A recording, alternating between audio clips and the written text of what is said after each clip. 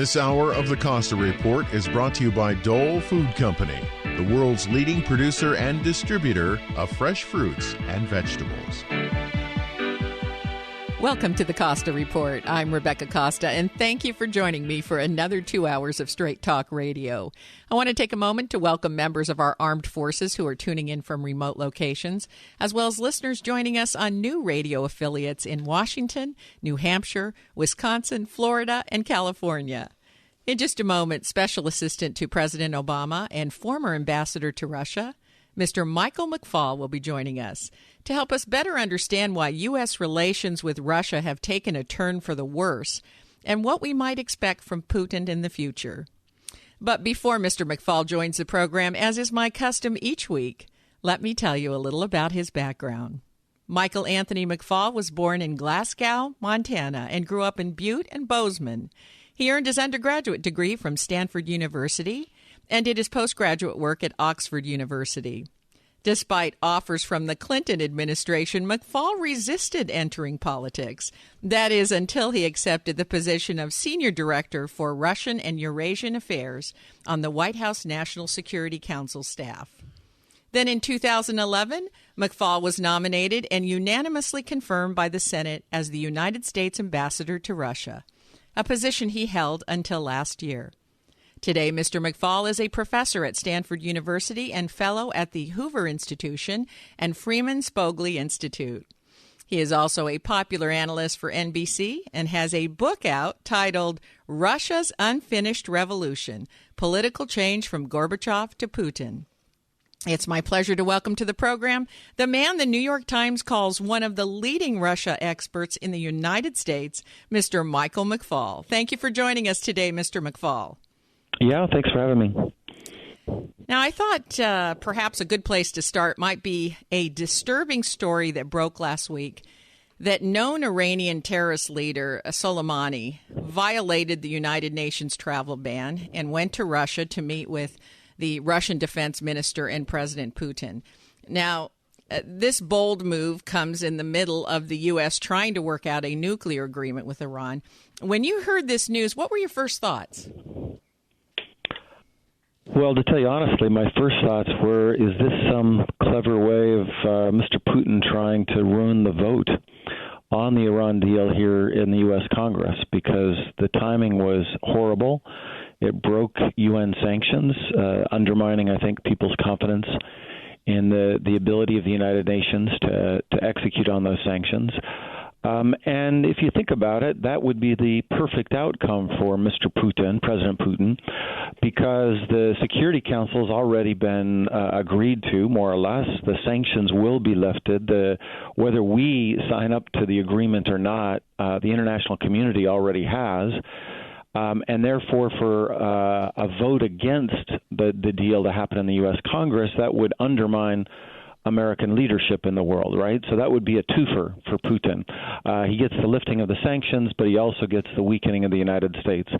Probably, they're probably not that clever.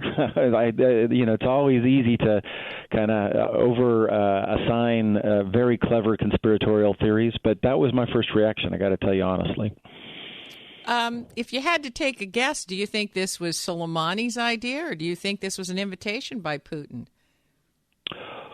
Well, you don't go see President Putin without an invitation. You don't go to Russia without that. So obviously he did it consciously. And the fact that he met with Putin, by the way, at least that's what the reports say, in itself is quite significant because President Putin, he meets with heads of state and rarely meets with anybody lower than that. And he doesn't meet with a lot of heads of state. So for the fact that he took that meeting, I think is significant. Now, why they're meeting, Putin has always been upset about the sanctions.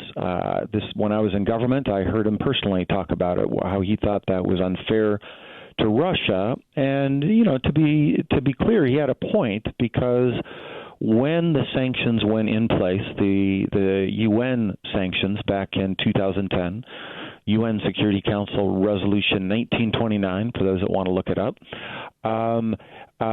Russia lost billions of dollars in trade.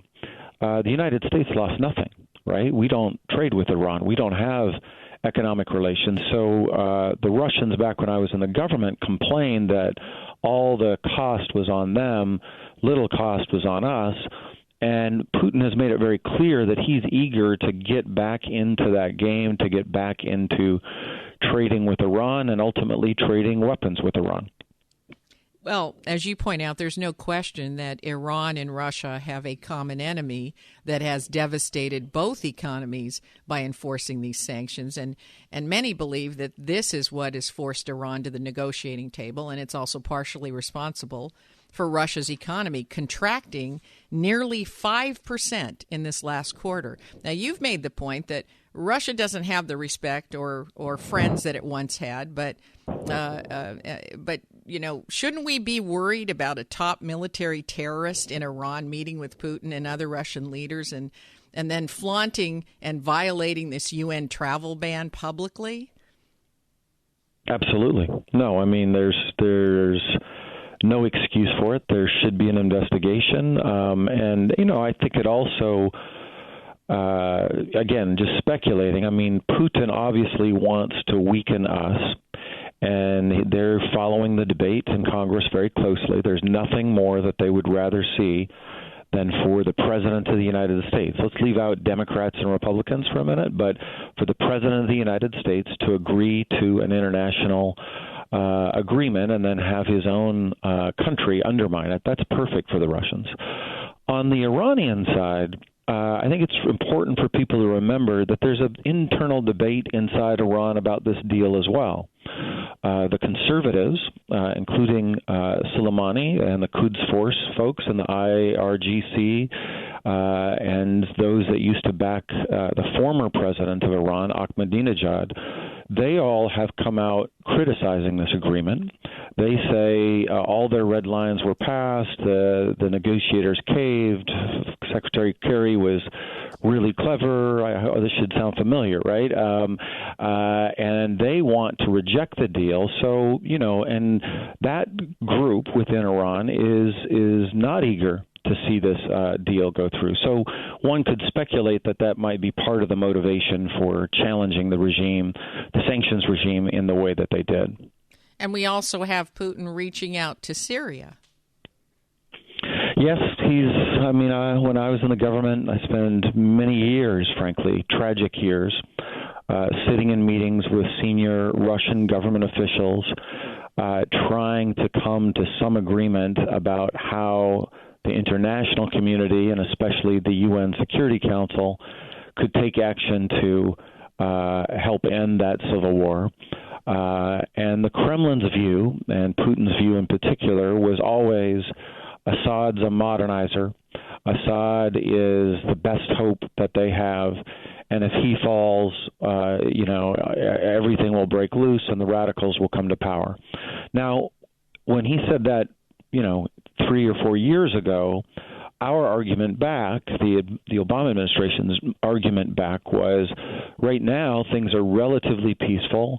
If we do put pressure on them to transition now, we'll avoid those scenarios. Mm-hmm. That's when nobody had ever heard of ISIS or al-Nusra, right? These yes. groups came in only after. But unfortunately, we couldn't convince the Russians to go along with that strategy. And we, as an administration, decided that we weren't going to go forward without a Security Council resolution behind us. And in retrospect, I wonder if that was the right decision.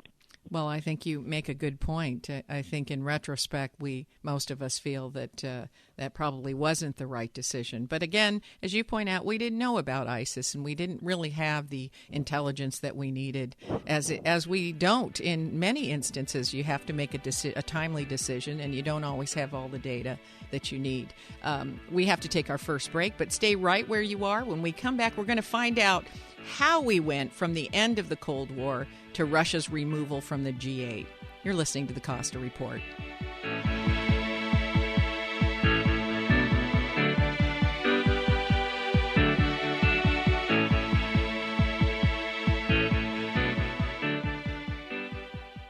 I'm here today with Scott Caraccioli. Where can people go to get Caraccioli Cellars wines? The best place is your computer and go to caracciolicellars.com, and that's CARACCIOLI, Cellars with a C. Or if you happen to be in the Carmel area, visit our tasting room in downtown on Dolores. We're also available in many restaurants. We're distributed in about 15 states, and we direct ship to about 30. So there's a good chance that we can get it to your door. And I will tell you that the easiest way to get the wine is to go straight to the website. It makes it so convenient to have it arrive at your doorstep. I cannot tell you how many dinner parties I've had where, even though you're not that far away from me, I've ordered by mail so that the wine would arrive in time for my dinner party, and it always has. Visit the Caraccioli Tasting Room on Dolores Street in Carmel by the Sea, or find us online at caracciolicellars.com, or reach us by phone 831-622-7722. Big data is changing the way organizations work. From data-driven marketing and ad targeting to the connected car, big data is fueling product innovation and new revenue opportunities. It's creating a culture in which business and IT leaders join forces to realize value from all data. They infuse analytics everywhere and make speed a differentiator, gaining competitive advantage from faster, more informed decisions. Leading organizations are creating new business models, developing new roles, and defining new big data architectures, including an infrastructure that can manage and process exploding volumes of structured and unstructured data, in motion as well as at rest, while protecting data privacy and security. Find out how IBM Big Data and Analytics can transform your business. Visit www.ibm.com/bigdata today. Hi, it's MZ. I want to share some really personal information with you.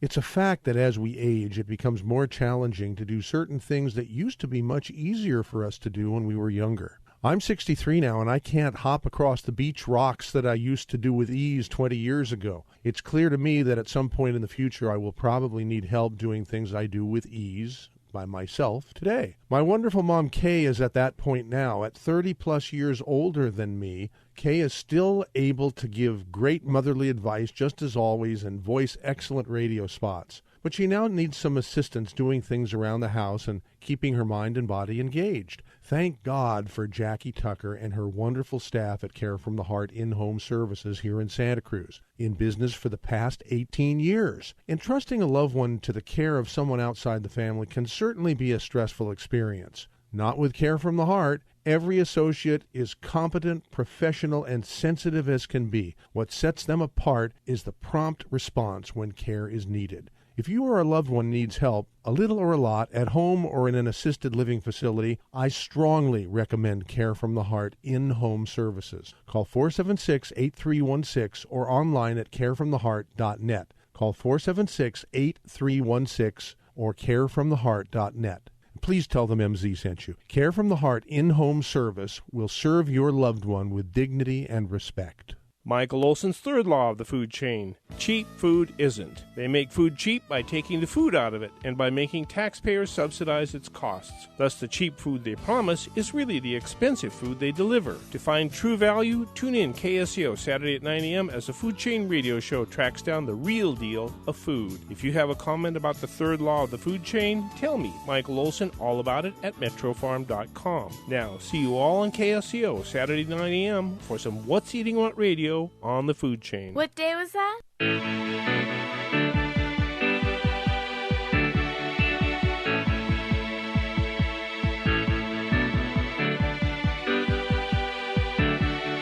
Welcome back to the Costa Report. I'm Rebecca Costa, and my guest today is the former U.S. Ambassador to Russia and Special Assistant to President Obama, Mr. Michael McFaul. Now, Mr. McFaul, many trace our current tensions with Russia to NATO. I believe Secretary Baker negotiated an agreement with the then Soviet Union that after the unification of Germany, NATO would not move eastward. And then, NATO said the agreement was no longer valid when there was no more Soviet Union, and they did begin moving east. But as I understand it, you don't agree that that's the source of today's tension. No, I don't. Now, I do agree that it was a contentious issue in the 90s. during the two big phases of expansion eastward, and the allegations of what Secretary Baker said or didn't say, the Russians have focused on and said we were double-crossed. That's a long, complicated history, and I think they overstated what Secretary Baker said in these private meetings, but it's a contentious historical period. I agree with that. And there's no doubt that no Russian leader was enthusiastic about NATO expansion. Yeltsin wasn't, Gorbachev obviously wasn't before, and Putin wasn't. But the important footnote in between that old debate and today's debate was NATO wasn't expanding for many, many years. It wasn't a threat after a while, after the Big Bang, as they called it, in 2002. And when I was in government for 5 years. I attended or listened to every phone call but one or two between President Obama and Presidents Putin and Prime Minister Putin and President Medvedev. It never came up as an issue. I can't recall one time where either of those two Russian leaders were complaining about it.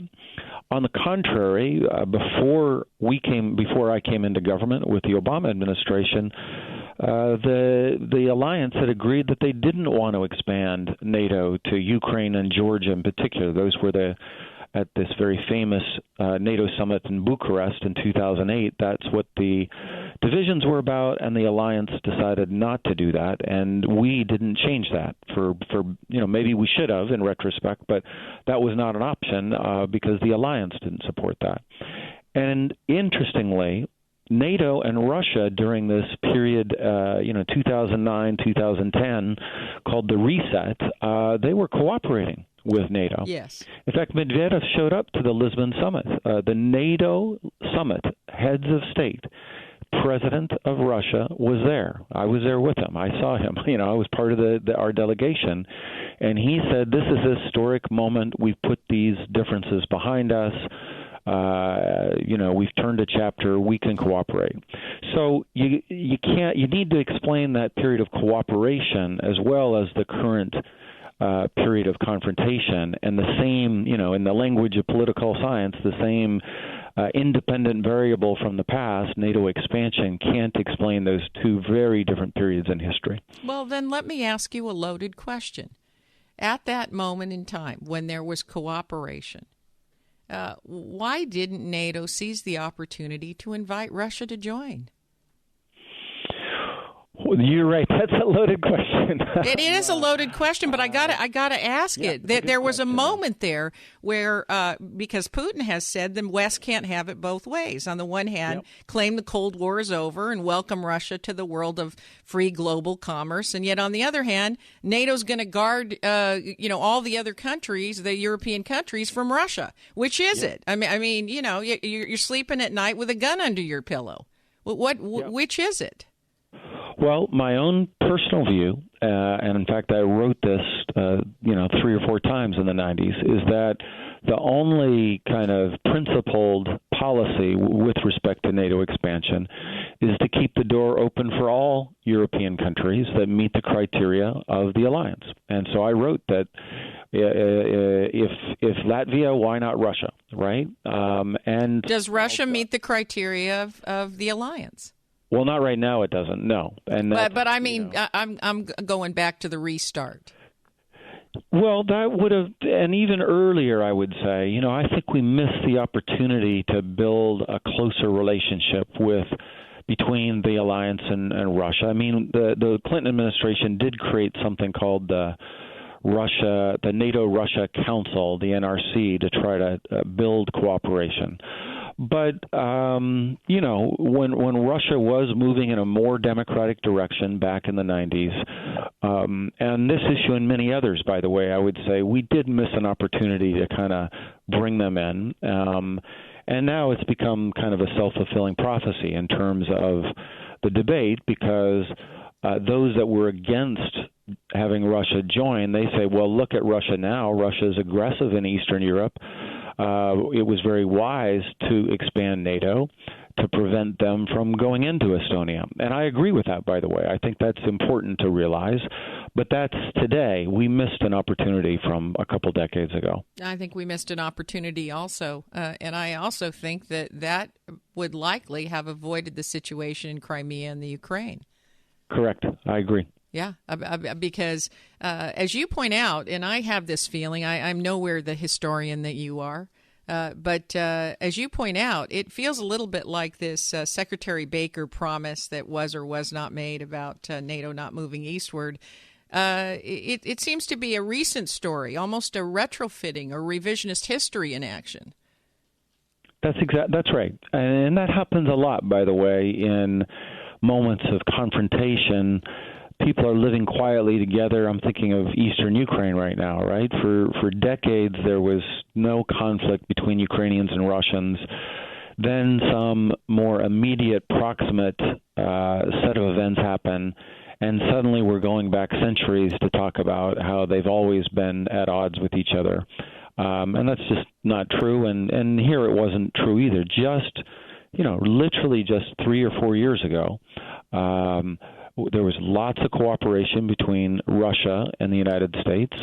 We were running military exercises in Colorado together. I mean, I have the photos, in a talk I give of Russians and American soldiers jumping out of planes together. I mean, that was just 4 years ago. So something more approximate caused this latest confrontation, not these older things that, like you say, are now being kind of retrofitted as the explanation for this current moment. Yeah, that happens a lot when leaders are looking for, a good public relations story. They tend to go and connect the dots in a way that, they didn't really play out originally, but they sure sound like a logical story. You've recently said, and I believe that this is the theme of your book, is that, this new era crept up on us because we did not fully win the Cold War. And I think we did not fully win it. We didn't go all the way. We did 80% of it, and 20% was there. We could have we should have seized the moment, brought Russia into NATO.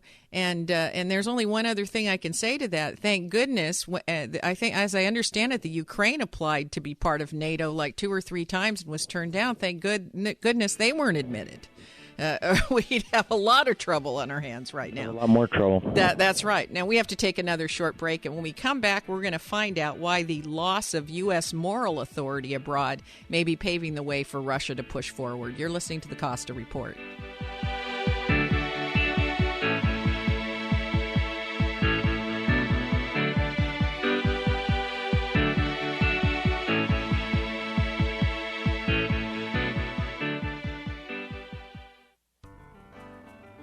Now, if you've been listening to the Costa Report, you know that I'm on the air each and every week for one reason.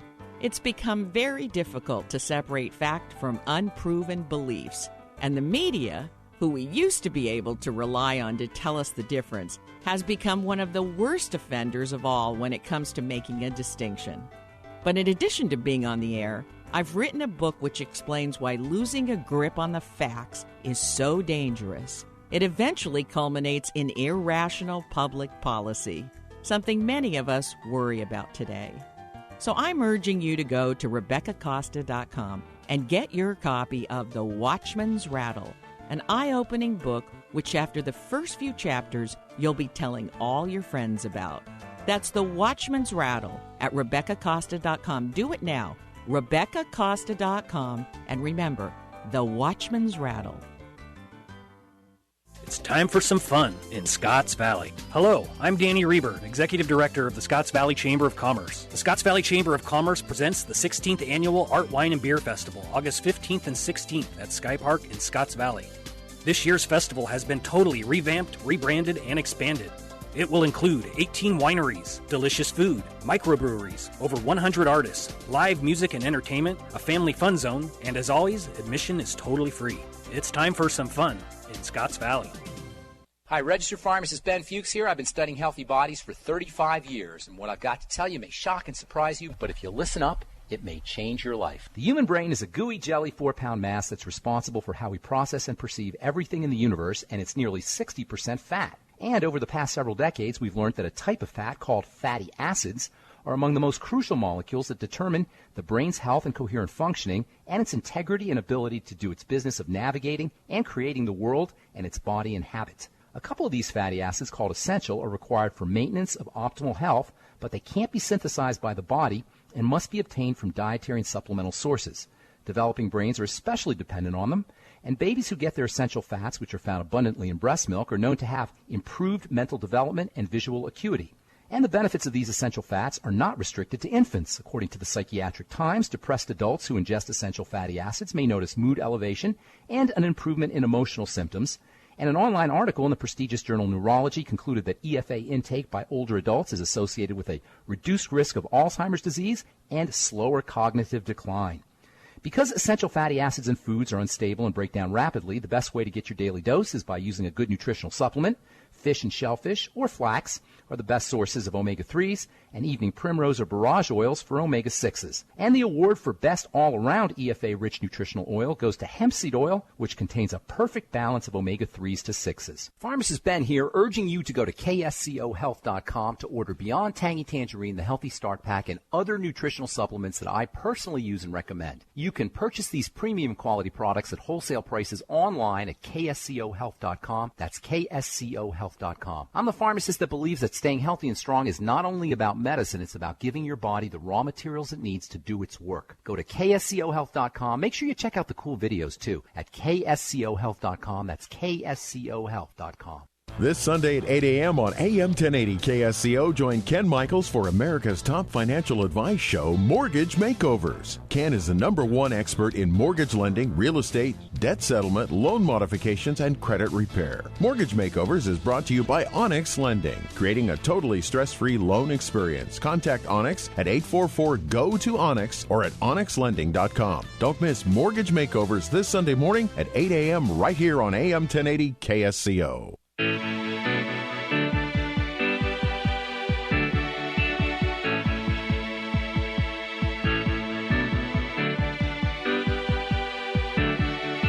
Welcome back to the Costa Report. I'm Rebecca Costa, and if you're just joining us, my guest today is former U.S. Ambassador to Russia and Special Assistant to President Obama, Mr. Michael McFaul.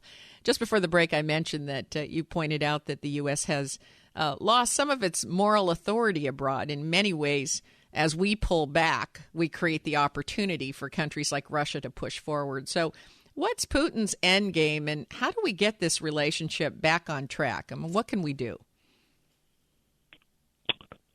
Well, those are tough questions. With respect to the bigger issue of moral authority and the Russians, I think it's important for people in America to understand that Putin does see himself as a moral authority and counterweight to the United States and what he would call the liberal West.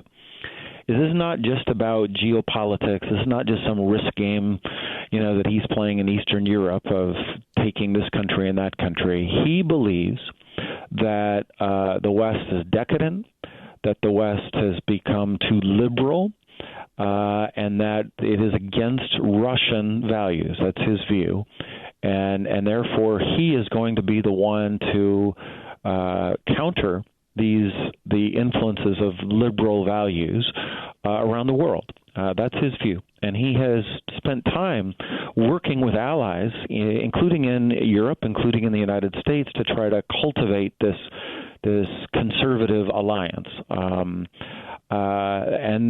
what happened in Ukraine last year, the collapse of the government there that he thinks was inspired by the CIA, only reaffirmed his conviction that this is his mission in life for the rest of his time in power.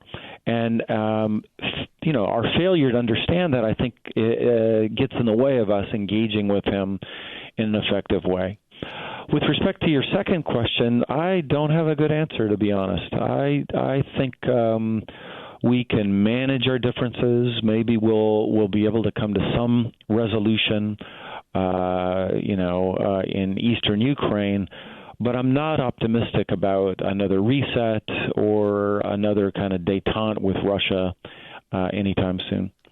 Well, as you point out, Putin has made a point of accusing the United States of cultural imperialism.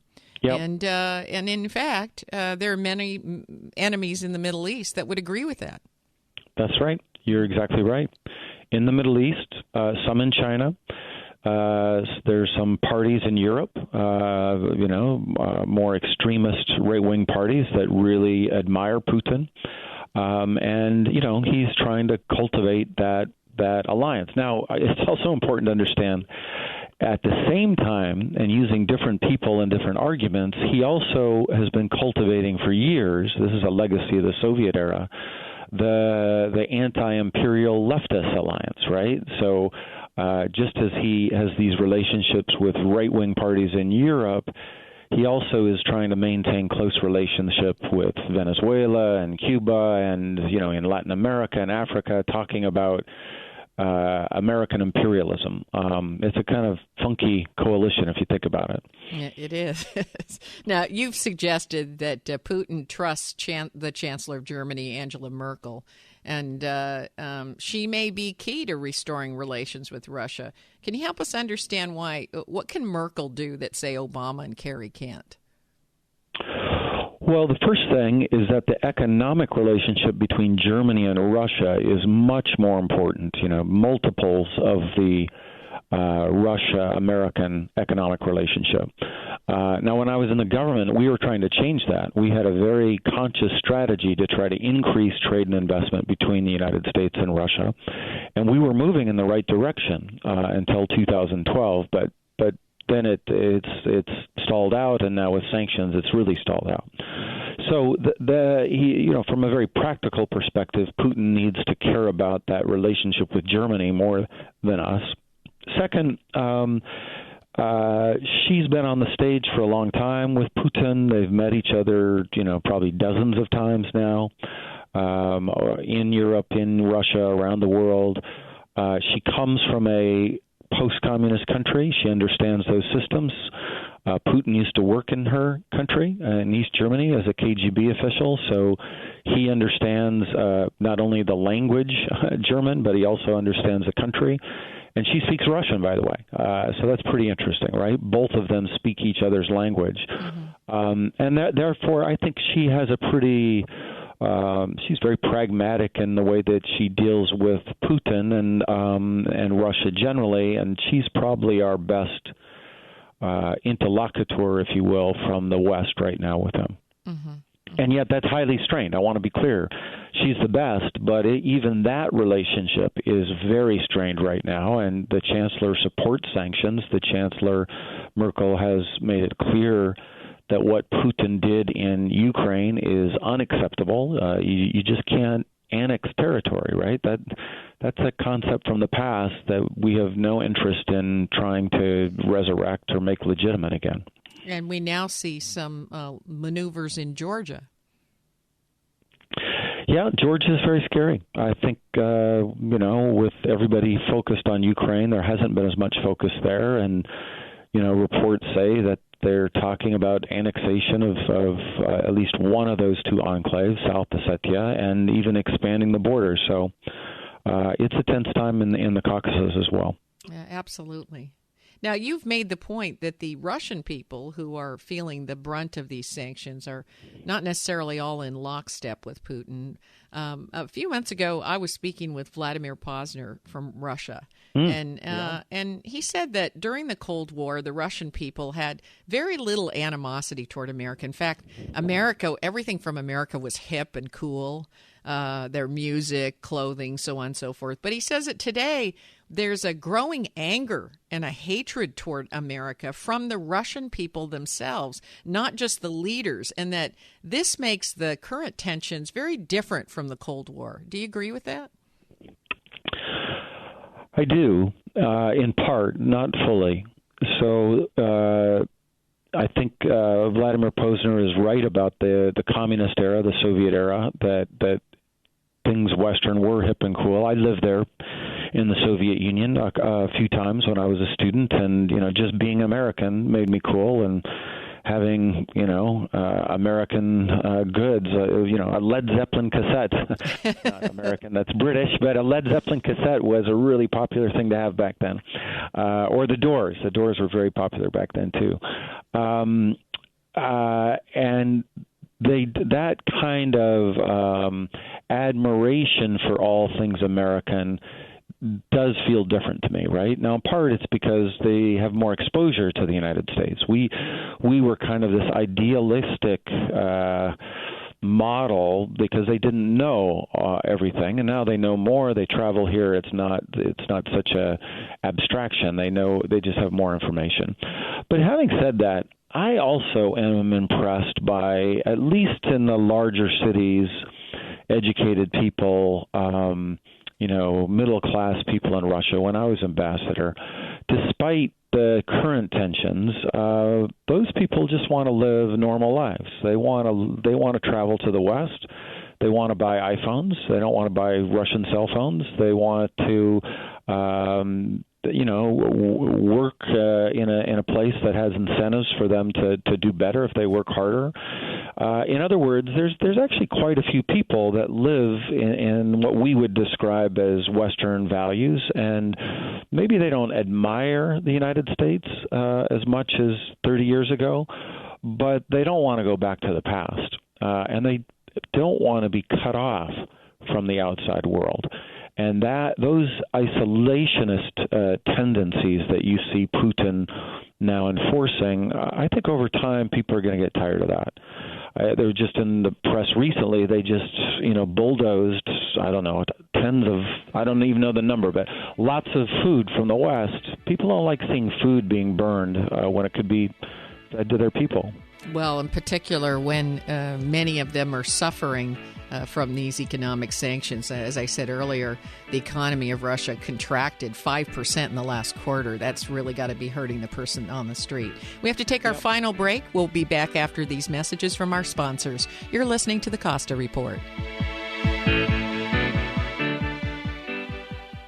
Hi, I'm Amy Tobin, cookbook author and culinary expert. Strawberries, blueberries, blackberries, and raspberries. Dole has a bounty of berries ripe for the picking. Fresh berries are not only delicious, but some of the most powerful disease-fighting foods available. Researchers have found that berries have some of the highest antioxidant levels of any fresh fruits. So add a handful or two of your favorite berries to your next meal and enjoy their nutritional benefits and natural sweetness in all of your dishes, from salads to desserts and everything in between. For fresh tips and ideas from Dole's berry experts, visit berries.dole.com. And be sure to check out the pages of mouth-watering recipes. Whether it's a sweet and savory blueberry cranberry chicken salad or a simple strawberry sorbet, Dole has the perfect berry to inspire your next berrylicious dish. Biodiversity is the very fabric of our lives. It is everything around us, all of nature, but human impact is diminishing biodiversity at an alarming rate. And because of that, the intricate web of biodiversity is unraveling in ways we don't fully understand, and our world is becoming less resilient. That's why we are biodiversity advocates. We're the E.O. Wilson Biodiversity Foundation. Guided by the greatest living naturalist, E.O. Wilson, we champion research and education that expands our understanding of biodiversity and informs worldwide conservation efforts. The E.O. Wilson Biodiversity Foundation is building a movement of environmental stewards like you who share our sense of responsibility for the living world that is our home. Join us in our quest to protect biodiversity, the fabric of our lives. Visit eowilsonfoundation.org. If you're a man over 40 and can't stop going to the bathroom during the night, if your urine flow is weak, if you're using the bathroom more than your coworkers, then you have all the signs of an aging prostate. Prostate problems affect the majority of us men as we age, and often we ignore waking up 1, 2, or 3 times a night to go to the bathroom until either you or your wife had enough. I urge you to call for your risk-free bottle of GoFlow Prostate Formula. GoFlow Prostate is non-prescription and contains clinically studied ingredients that help to reduce waking at night to urinate. GoFlow helps to increase urine flow when you go and helps to stop it when you sleep. Best of all, GoFlow Prostate was developed by medical doctor Mitchell Fleischer. Call now, try it risk-free, and you'll even get free shipping and handling. Call 1-800-667-7068. That's 1-800-667-7068. This offer is available for a limited time in response to this ad. Call now. Don't wait. Call 1-800-667-7068. That's 1-800-667-7068. What happened is, you see, you've got a beer bead. What? A beer beard. What? It's a secret bed. Somebody call 911. But anyway, she's unable to speak. It's meant to be this beard, and you can hide a liquor in it underneath it. And a beard. Yes. It's a secret beverage dispenser, so he opened it up, and he's got a flying monkey in it. Listeners, don't worry. I have no idea what's going on. It has either. a flying monkey in it, so he started to wind it up, and he broke it. I broke the monkey, Jenny. Jenny showed me how to do it too, and I broke the monkey. That's the best line in radio I've heard this year. I broke the monkey. Don't miss Good Morning Monterey Bay, weekdays 6 to 9 a.m. on KSCO AM 1080.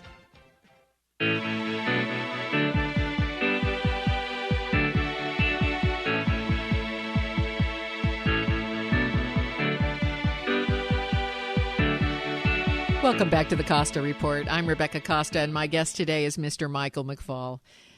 You have a new book out titled Russia's Unfinished Revolution, Political Change from Gorbachev to Putin. And I wanted listeners to know that it is a fascinating look at Russia from many different perspectives, not only from a historical, political, and economic point of view, but also from a cultural and psychological perspective as well.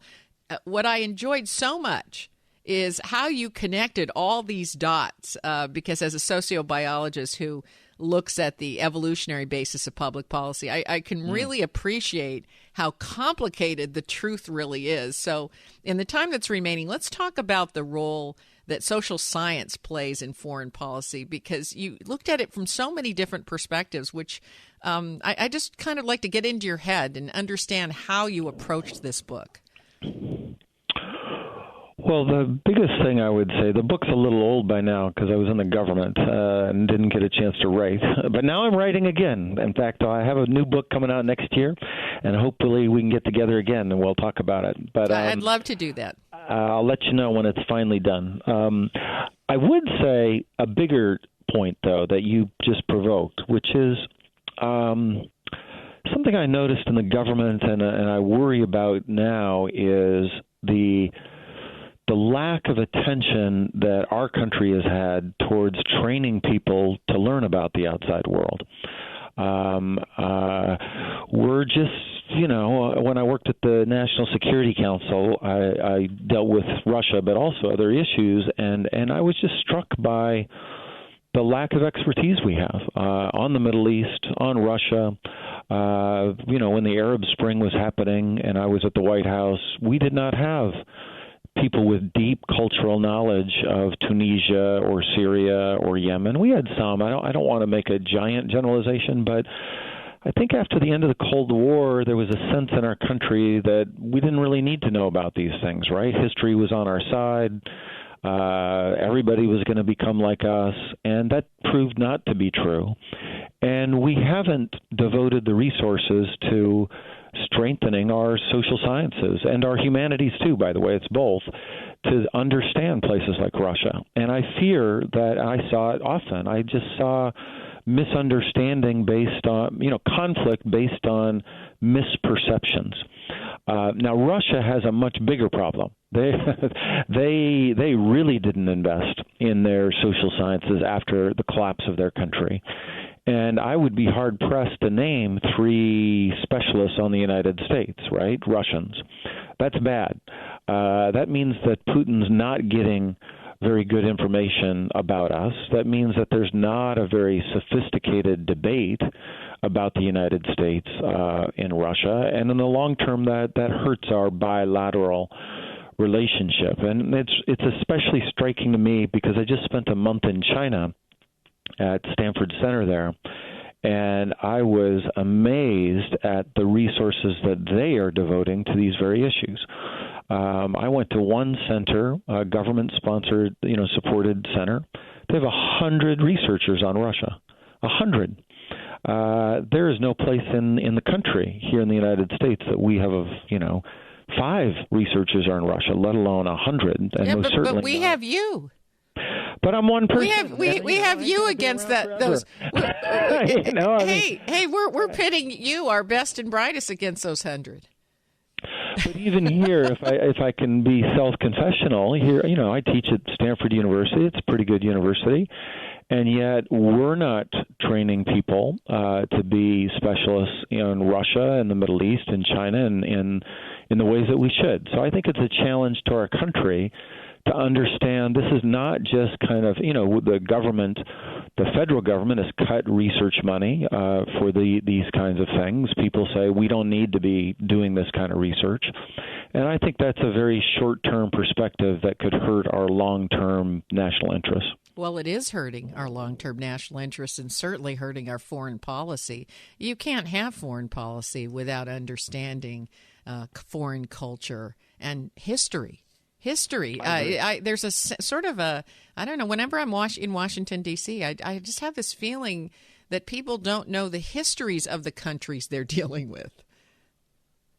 I agree. I mean, I spent 5 years in the government and never had been in the government before. And when I'm asked what were the most useful things that I learned in academia that helped me in my job, I always say, 1, history, and 2, knowing a foreign language, for me, Russian.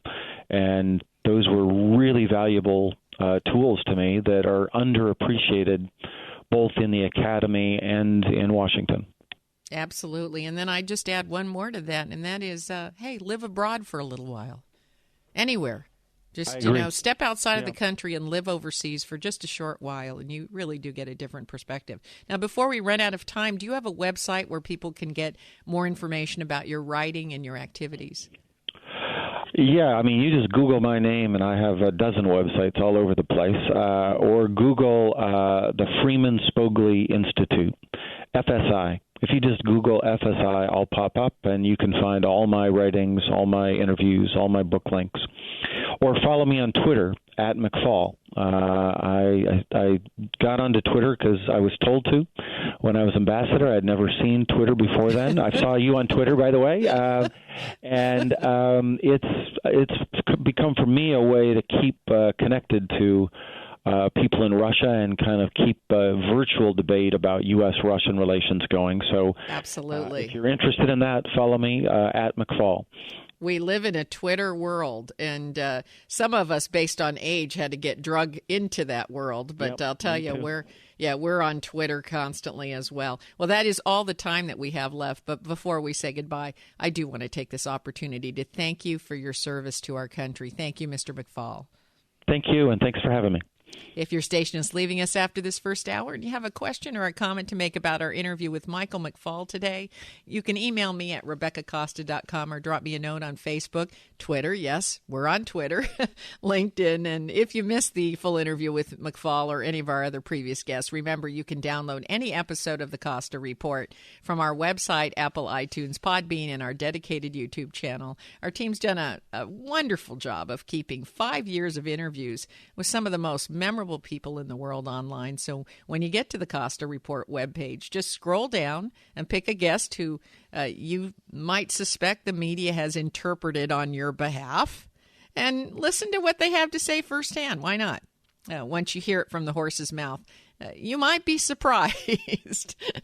And while you're at the website enjoying a refreshing, intelligent, politically neutral exchange with a leader, take a moment to get your copy of The Watchman's Rattle. This is the only book that connects the dots between how fast change is occurring all around us and how this sets the stage for unilateral collapse. And isn't that something you want to know about? Don't you want to know what symptoms to look for?